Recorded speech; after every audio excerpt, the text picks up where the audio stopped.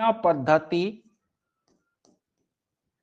Chapter को क्या कर रहे हैं, शुरू कर रहे हैं। देखिए कुछ लोगों का मैथ जो है अच्छा होगा, जिनकी प्रैक्टिस छूटी होगी उनका मैथ क्या होगा, थोड़ा सा वीक होगा। तो हमको तो सबको लेकर के चलना है।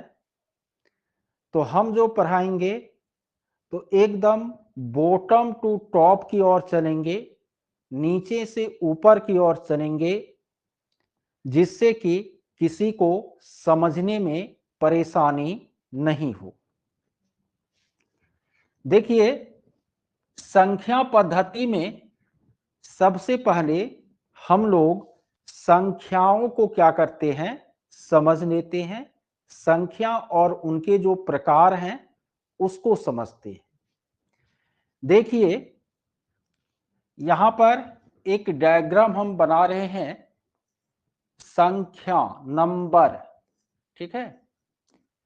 ये संख्या जो है वो आपको दो प्रकार की होती है। एक होता है वास्तविक संख्या, रियल नंबर, और दूसरा होता है काल्पनिक संख्या, इमेजिनरी नंबर। अब जो वास्तविक संख्या है उसका भी दो प्रकार होता है। एक होता है परिमेय संख्या और दूसरा होता है अपरिमेय संख्या। एक रेशनल नंबर और दूसरा इरेशनल नंबर। जो परिमेय संख्या है उसका भी दो प्रकार होता है। एक होता है पूर्णांक संख्या, एक होता है भिन्न संख्या। जो पूर्णांक संख्या होती है उसका भी दो प्रकार होता है। एक होता है ऋण पूर्णांक, एक होता है धन पूर्णांक। अब जो धन पूर्णांक है, धन पूर्णांक, ठीक है। अब जो धन पूर्णांक है, इस धन पूर्णांक का भी कई तरह का समूह है, ठीक है। जिसमें एक है आपको प्राकृत संख्या, दूसरा है पूर्ण संख्या, तीसरा है सम या सम संख्या, न चौथा है विषम संख्या, पांचवा है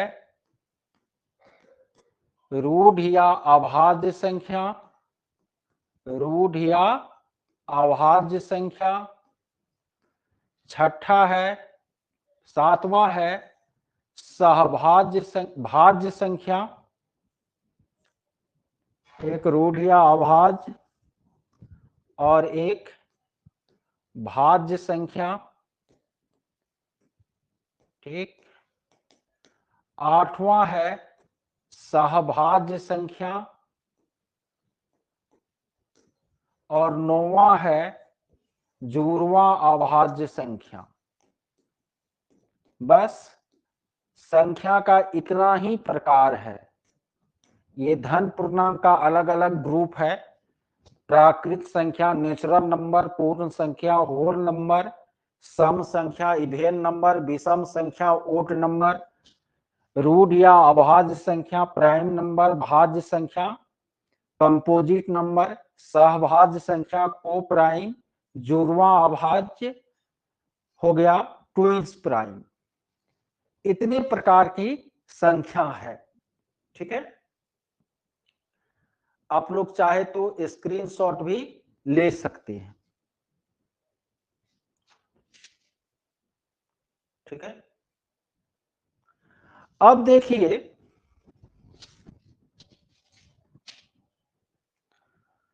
एक एक करके हम सभी प्रकार को देखते हैं।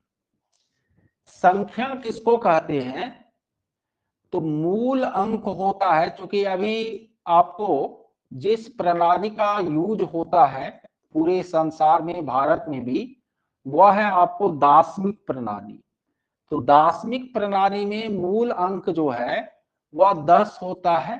0, 1, 2, 3, 4, 5, 6, 7, 8, 9, ये आपको मूल अंक है। और इन्हीं मूल अंकों को मिलाने से क्या बनती है? संख्या बनती है। ठीक है। अब यहां पर संख्या का हम दो प्रकार लिखे, एक वास्तविक संख्या और दूसरा काल्पनिक संख्या। काल्पनिक संख्या, इमेजिनरी नंबर किसको कहते हैं? रूट के अंदर में यदि कोई माइनस वाला संख्या लिख दे, इसके अंदर में रूट, रूट समझते हैं ना, वर्गमूल का जो चिन्ह होता है, उसके अंदर में कोई माइनस वाला संख्या लिख दे तो उसको कहते हैं काल्पनिक संख्या। जैसे रूट के अंदर में -1 है तो वह क्या है? काल्पनिक संख्या। रूट के अंदर में -2 है तो वह क्या है? काल्पनिक संख्या। तो काल्पनिक संख्या जनरल यूज में नहीं आता, कॉम्पिटिटिव एग्जाम में नहीं आता, ये 10th से ऊपर का चीज है। रूट के अंदर में माइनस वाला संख्या रहेगा तो उसको कहते हैं काल्पनिक संख्या। इतने केवल दिमाग में रखिए। अब बाद बाकी बच रहा है क्या? वास्तविक संख्या। तो बाद बाकी जो भी संख्या बच गया, रूट में है तो भी और रूट से बाहर है तो भी। रूट से बाहर यदि है तब तो सीधा सीधा वह वास्तविक होबे करेगा। यदि इनकेस रूट में है भी लेकिन माइनस में नहीं है तो भी वह क्या होगा? वास्तविक होगा। तो 1/2 क्या है? वास्तविक है। 7 क्या है? वास्तविक है। 0.5 क्या है? वास्तविक है। √9 क्या है? वास्तविक है। √7 क्या है? वास्तविक है। यानी रूट में नहीं है तब तो वास्तविक है ही, चाहे बटे में हो, दशमलव में हो, कि किसी रूप में हो। लेकिन रूट में है भी लेकिन माइनस में नहीं है तो भी वह क्या है? आपको वास्तविक है। यहां तक समझ रहे हैं आप लोग?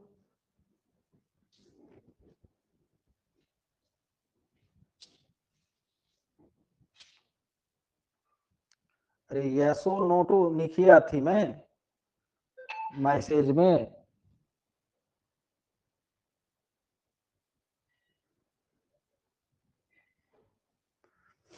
जूही, रुचि, पूजा, अंशु, मौला, और लोग लगता है नहीं समझ रहे हैं। नहीं, और लोग नहीं समझ रहे। चलिए, अब ये हो गया वास्तविक और काल्पनिक संख्या। इस वास्तविक संख्या का दो भाग होता है। वास्तविक संख्या का दो भाग होता है। एक होता है परिमेय संख्या और एक होता है अपरिमेय संख्या। तो पहले हम अपरिमेय को समझ लेते हैं। रूट के अंदर में है और उसका पूरा पूरा वर्गमूल नहीं आए ना, रूट के अंदर में है लेकिन पूरा पूरा वह रूट से बाहर निकलने की क्षमता नहीं रखे तो वह होता है अपरिमेय। जैसे 2 का पूरा वर्गमूल नहीं निकलेगा तो √2 अपरिमेय है, √3 अपरिमेय है, √5 अपरिमेय है और √9 है अपरिमेय। बोलिए, रूट अंदर में 9 रहेगा तो वह अपरिमेय होगा कि नहीं होगा? नहीं होगा। क्यों? तो 9 का वर्गमूल 3 निकल जाता है। तो रूट के अंदर में हो और उसका वर्गमूल नहीं निकले तब वह क्या होता है? अपरिमेय। परिमेय किसको कहेंगे? तो जो रूट में नहीं है वह परिमेय है। यदि रूट में है भी और उसका वर्गमूल निकल जाता है तो भी वह क्या है? परिमेय है। वैसे आप लोग याद किए होंगे जमाने में कि जिस संख्या को p बटे q के रूप में लिखा जाए, जहां q 0 के बराबर नहीं हो, उसको हम परिमेय कहते हैं। लेकिन यहाँ पहचानने का तरीका हम बता रहे हैं कि रूट के अंदर में नहीं है या रूट के अंदर में है, उसका वर्गमूल निकल रहा है तो वह परिमेय है, लेकिन रूट के अंदर में है, वर्गमूल नहीं निकल रहा है तो वह अपरिमेय है। यह भी याद रखिए, किसी परिमेय के साथ अपरिमेय को जोड़ दे, घटा दे, गुणा कर दे, भाग कर दे, यानी एक परिमेय और एक अपरिमेय को आपस में जोड़े, घटाए, गुणा करे या भाग करे तो वह अपरिमेय ही होता है। जैसे 2 प्लस रूट 3, 2 जो है परिमेय है, रूट 3 क्या है, अपरिमेय है। दोनों को प्लस करेंगे तो 2 प्लस रूट 3 क्या होगा, अपरिमेय ही होगा। अब परिमेय और परिमेय के बाद यहां पर है पूर्णांक, यहां पर है भिन्न संख्या। कौन कौन संख्या, पूर्णांक संख्या और भिन्न संख्या। पूर्णांक संख्या किसको कहते हैं, तो गिनती की संख्या का धनात्मक रूप, ऋणात्मक रूप और जीरो मिला करके पूर्णांक संख्या कहलाता है।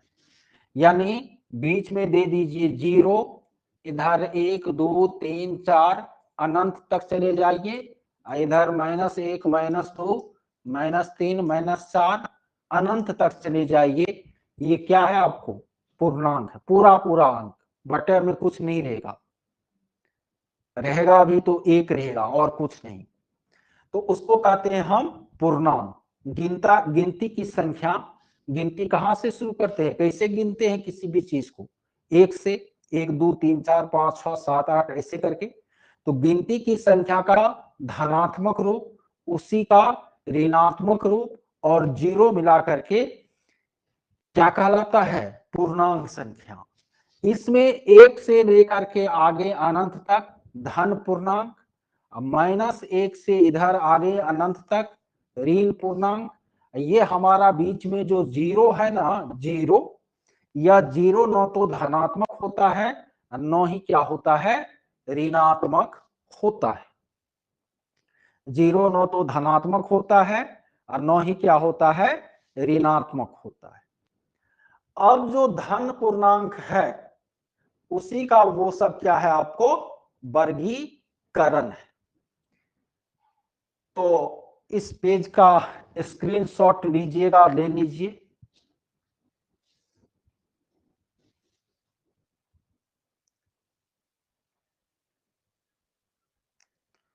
स्क्रीनशॉट ले लीजिए।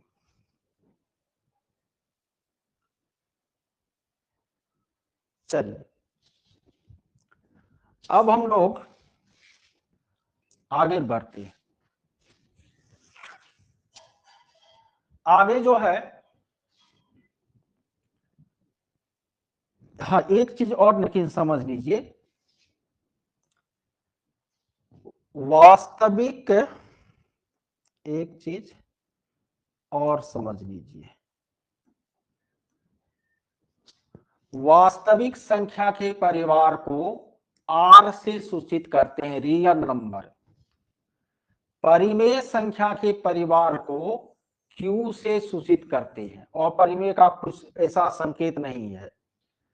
पूर्णांक संख्या के परिवार को Z से सूचित करते हैं, याद रखिएगा। इंटीजर, वास्तविक के फैमिली को R से, परिमेय के फैमिली को Q से, और पूर्णांक के फैमिली को Z से हम क्या करते हैं, सूचित करते हैं।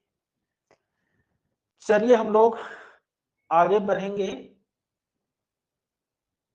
और आगे हम लोग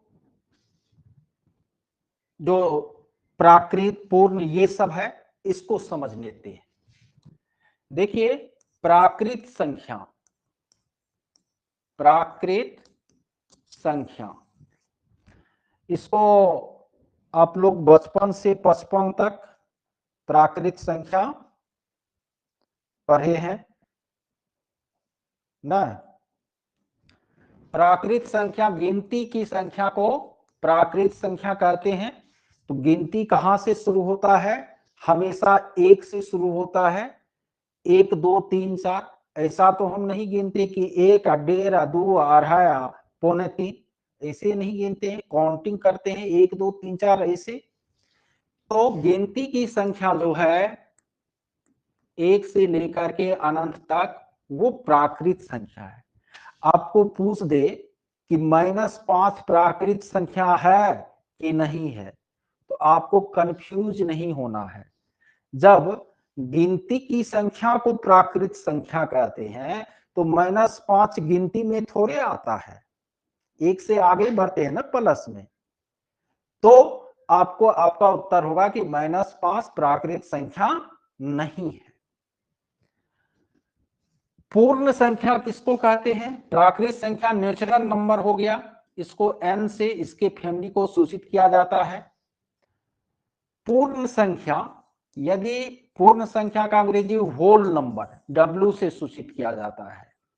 यदि प्राकृत में 0 को मिला दे, 0 प्लस प्राकृत संख्या क्या हो जाएगा? पूर्ण, यानी 0 से लेकर के अनंत तक ये क्या हो गया आपको? पूर्ण संख्या हो गया। ये कॉमन चीज है। उनके बाद सम विषम समझाने की जरूरत नहीं है, फिर भी लिख रहे हैं तो लिख देते हैं। 2 4 6 8 ये सब सम है। विषम है ओड नंबर 1 3 5 7 9, ये सब क्या है? विषम है। इनके बाद अभाज्य संख्या। कौन सा संख्या? अभाज्य संख्या, जिसको रूढ़ संख्या भी कहते हैं। अभाज्य संख्या क्या है? तो जिस संख्या का केवल 2 ही गुणनखंड हो, यानी जिस संख्या में या तो खुद से भाग लगे, नहीं तो 1 से भाग लगे और किसी चीज से भाग नहीं लगे, उसको हम अभाज्य संख्या कहते हैं। एक जो है, एक शुरुआती नंबर 1 है, 1 न तो भाज्य होता है न ही अभाज्य होता है। तो अभाज्य संख्या में पहला कौन हो जाएगा? 2, दूसरा 3। सम संख्या में एक गो अभाज्य है, कौन? 2। 2 के बाद 3 अभाज्य है, 5 अभाज्य है, 7 अभाज्य है, 9 अभाज्य नहीं है क्योंकि उसमें 3 से भी भाग लग जाता है, 1 और 9 के अलावा। लेकिन फिर 11 अभाज्य है, 13 अभाज्य है, 17 अभाज्य है। ये सब कैसी संख्या है आपको? अभाज्य संख्या या रूढ़ संख्या। इनके बाद एक होता है सहभाज्य संख्या, सॉरी भाज्य संख्या। तो जो अभाज्य नहीं है वह भाज्य होगा, कंपोजिट नंबर। तो आपको हम बता दिए कि एक जो है न तो भाज्य होता है न ही अभाज्य होता है। तो शुरुआत अभाज्य की 2 से होती है, 2 अभाज्य है, 3 अभाज्य है, 4 क्या है आपको? भाज्य है। सबसे छोटी भाज्य संख्या कौन है? 4, क्योंकि इसमें 1 और 4 के अलावे 2 से भी भाग लगता है। फिर 6, फिर 8, फिर 9, 10, 12, यानी जो अभाज्य नहीं है वो क्या है आपको? भाज्य संख्या है। एक होता है सहभाज्य संख्या। कौन संख्या? सहभाज्य संख्या, को प्राइम नंबर। जिन 2 संख्याओं का HCF 1 आता है, महत्तम, यदि 2 संख्याओं का महत्तम 1 आ जाए तो उसको हम सहभाज्य संख्या कहते हैं। जैसे 8 और 9 का महत्तम 1 आता है तो यह सहभाज्य संख्या है। 3 और 5 का महत्तम 1 आता है तो वह सहभाज्य संख्या है। किसी भी 2 संख्या का, चाहे वो भाज्य हो या अभाज्य हो, किसी भी दो संख्या का महत्तम एक आए तो वह आपस में सहभाज्य संख्या कहलाती है। एक होता है जुड़वां अभाज्य। क्या होता है? जुड़वां अभाज्य संख्या, ट्विंस प्राइम। यदि दो अभाज्य संख्या का अंतर भी 2 हो या लगातार विषम संख्या यदि अभाज्य संख्या हो तो उसको हम ट्विंस प्राइम कहते हैं। ठीक है, जैसे कि 3, 5 लगातार विषम है और ये अभाज्य है, इसीलिए इसको जुड़वां अभाज्य कहेंगे। 5, 7 जुड़वां अभाज्य है, लेकिन 7, 11 जुड़वां अभाज्य नहीं है क्योंकि इसके बीच का अंतर 4 हो गया।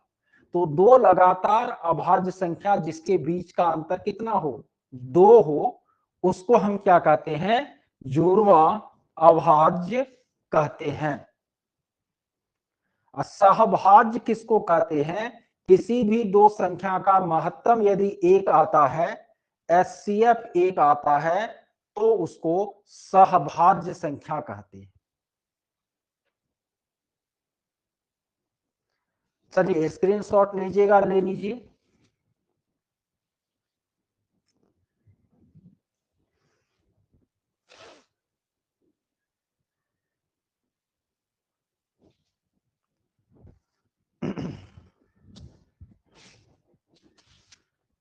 अब देखिए,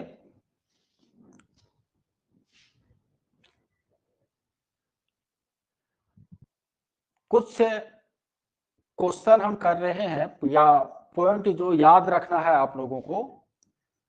9 तो धन और 9 ही ऋण पूर्णांक, 9 तो धन 9 ही ऋण पूर्णांक कौन सा है? आपको पूछेगा ऐसा पूर्णांक बताइए जो न तो धनात्मक है न ही ऋणात्मक है। ठीक है, बताइए क्या होगा? 0। 0 ऐसा पूर्णांक है जो न तो धन होता है न ही ऋण होता है। 9 तो भाज्य, 9 तो भाज्य, 9 ही अभाज्य। ऐसी संख्या बताना है जो 9 तो भाज्य होता है 9 ही अभाज्य होता है। तो आपका उत्तर क्या होगा? 1।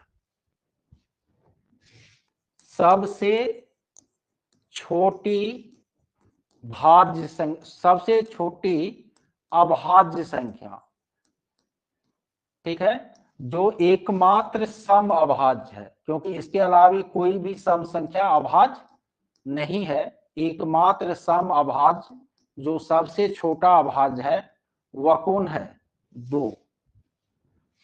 सबसे छोटी विषम अभाज्य, सबसे छोटी विषम अभाज्य वह 3 हो जाएगा। सबसे छोटी भाज्य संख्या, तो सबसे छोटी भाज्य संख्या कौन हो जाएगा? 4 हो जाएगा।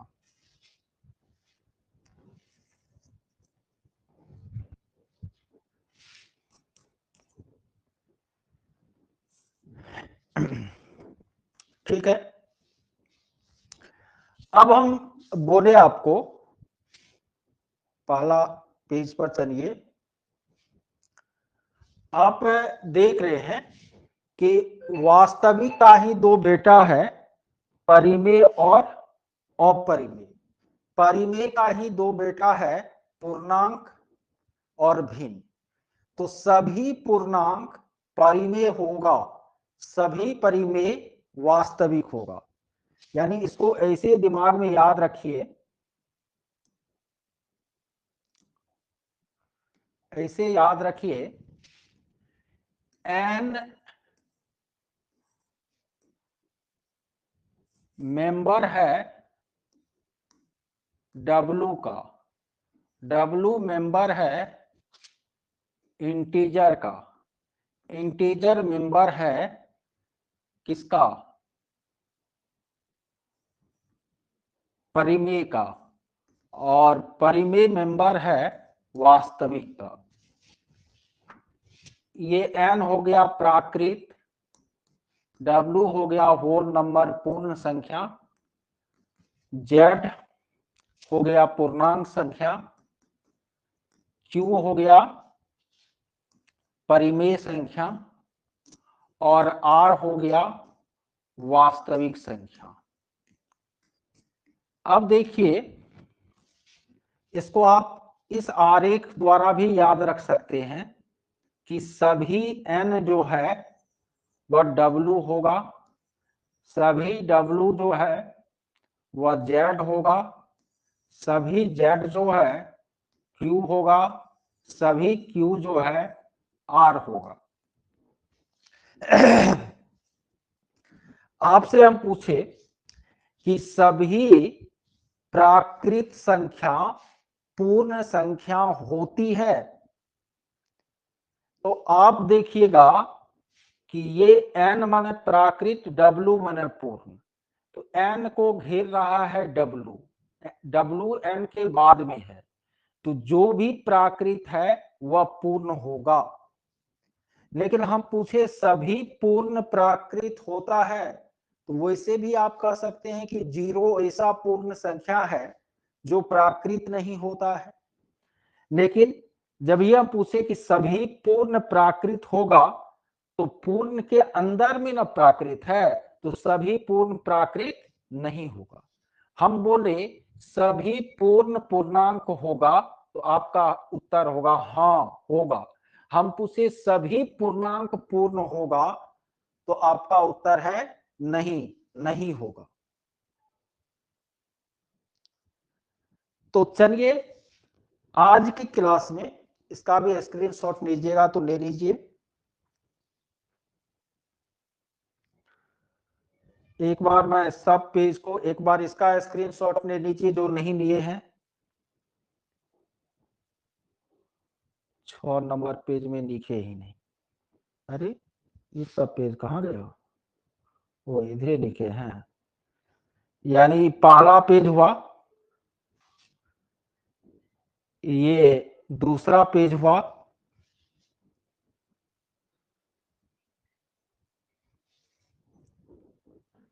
ये तीसरा पेज हुआ, स्क्रीनशॉट ले सकते हैं। ये चौथा पेज हुआ, पांचवा छठा लिखबे न किए हैं, ये 7वां पेज हुआ। वैसे पीडीएफ भी इसका हम ग्रुप में शेयर कर देंगे, ठीक है। तो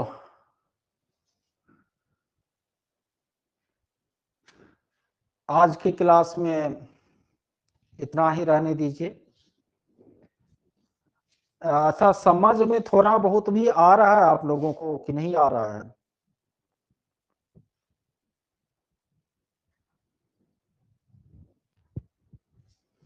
गणित है वैसे, अब नहीं पढ़िएगा तो 25-30 नंबर प्रधान में भी पूछता है, बिना मैथ रीजनिंग का बीपीएससी निकलेगा ही, तो पढ़ना तो पड़ेगा।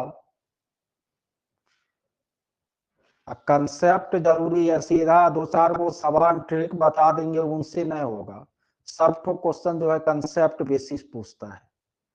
तो अभी पर्याप्त समय है तैयारी के लिए, धीरे धीरे हम लोग आगे करते चलेंगे। ठीक है, आज रहने दीजिए इतना ही। थोड़ा सक्षमता वाले को भी देख लेते हैं।